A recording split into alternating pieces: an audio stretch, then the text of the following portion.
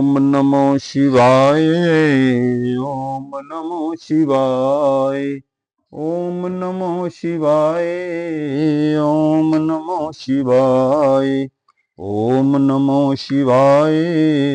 ओम नमो शिवाय।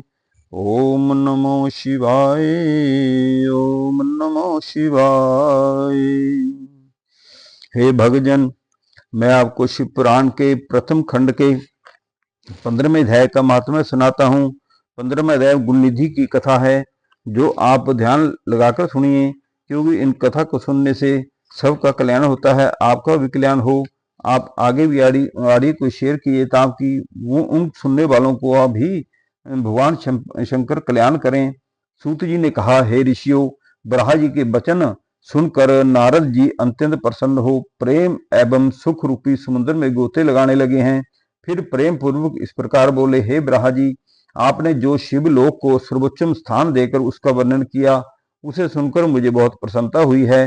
परंतु मेरे मन में एक संदेह उत्पन्न हुआ है कि मैंने सुना था कि शिवजी जी का स्थान कैलाश पर्वत है, तथा जो शिवपुरी में जाता है उसे कैलाश की प्राप्ति होती है, न कि किसी अन्य स्थान की। इसलिए आप मुझे यह बताइए कि जो शिव जी कैलाश में निवास करते हैं, क्या वे वही शिवजी जी हैं जिनका आप वर्णन करते हैं, अथवा कोई दूसरे हैं? नारद जी का यह प्रश्न सुनकर ब्रह्मा जी बोले हैं, नारद, अब मैं तुम्हें यह हाल विस्तार पूर्वक सुनाता हूँ। जो पार ब्रह्म सगन रूप शंकर हैं, उनकी इच्छा से शक्ति द्वारा शिवानी जी हुई। वे ही ब्रह्म शिव अपनी शक्ति द्वारा संसार की सृष्टि करते हैं। मैं उनके लोक काशी ब्रह्मपुर नंद वन का वर्णन कर चुका हूँ। नंद वन का वर्णन कर चुका हूँ। अब अपनी शंका का समाधान सुनो। जब मैं शिवजी जी के आज्ञा अनुसार सृष्टि उत्पन्न कर चुका था, तब मैंने उन महाप्रभु से प्रार्थना की, हे प्रभु, आप भी सगन रूप अंगीकार करके आइए। यह सुनकर शिवजी जी बोले, हे ब्रह्मा, हम नियत समय पर अवश्य ही आएंगे। जिस प्रकार तुम हमारे नाम आदि देखते हो तथा जैसे हम हैं, वह सब अपने अवतार में प्रकट करेंगे। शिवजी यह कहकर अंतर ध्यान हो गए हैं। इसके पश्चात शिवजी जी निश्चित समय पर प्रकट होकर मेरी इच्छा की पूर्ति के लिए कैलाश पर्वत पर उपस्थित हुए तथा गौरी जी को अपने से पृथक करके स्वयं कठिन तपस्या करते हुए त्रैलय लोक का पालन करने लगे। अब मैं उस कथा का विस्तार से वर्णन करता हूँ, जिस कारण शिवजी जी कैलाश पर्वत पर आए। जिस कथा का अब मैं तुम्हें वर्णन करता हूँ, वह कल्प भेद के कारण दूसरे प्रकार से है। अर्थात मैंने शिवजी जी की आज्ञा अनुसार संसार को उपजाया। 14 लोक उपलोक द्रुपदपुरी एवं कपला को, जिन्हें देखने से मन प्रसन्न होता है, तथा जहाँ काली मृत्यु रूप में बैठी है, प्रकट किया। पाप नाशिनी गंगा के तट पर पापों को हरने वाले कपिल मुनि का पवित्र आश्रम है। उसी स्थान पर यज्ञदत्त नाम के एक ब्राह्मण का जन्म हुआ।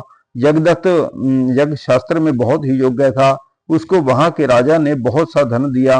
वह वामी, शुद्ध हृदय, शीलभान, वेदों में निपुण, परम उपकारी, उदार, शिवजी जी का परम भक्त था। उसकी स्त्री अत्यंत पवित्र, पतिव्रता, ग्रह कार्य में निपुण तथा अच्छे कार्यों को करने वाली थी।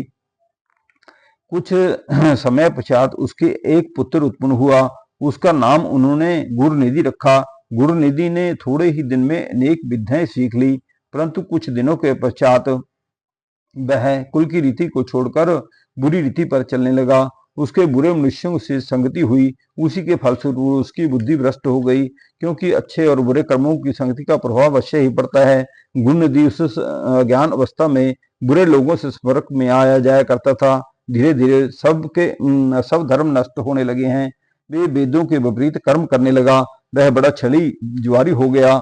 उसकी माता उसको नित्य भले भले उपदेश करती, परंतु वह पिता के निकट कभी नहीं जाता। जिस समय उसकी माता गृह कार्य में सघन रहती, वह घर की चीजें चुरा के ले जाता। एक बार उसके पिता ने पूछा, गुरुनिधि कहाँ है? तब माता ने उत्तर दिया कि वह स्नान, पूजन, भोजन आदि के निवृत्त होकर अपने मित्र विद्यार्थियों के साथ पाठशाला चला गया है। इस प्रकार उसकी माता ने उसके पिता से उसके अवगुण को छुपाया। हे भक्तजन, मैंने आपको 15वें अध्याय का महात्म्य सुनाया है। जो आपने सुना है, आप खुद भी ग्रहण कीजिए और आगे भी लोगों को शेयर कीजिए, ताकि और लोग भी इसको ग्रहण कर सकें और भगवान शंकर की कृपा पा सकें। ओम नमः शिवाय, ओम नमः शिवाय, ओम नमः शिवाय, ओम नमः शिवाय, ओम नमः शिवाय। हे प्रभु आपकी जय जय करो, आपकी जय करो। नमः शिवाय, नमः शिवाय, नमः शिवाय, ओम नमः शिवाय।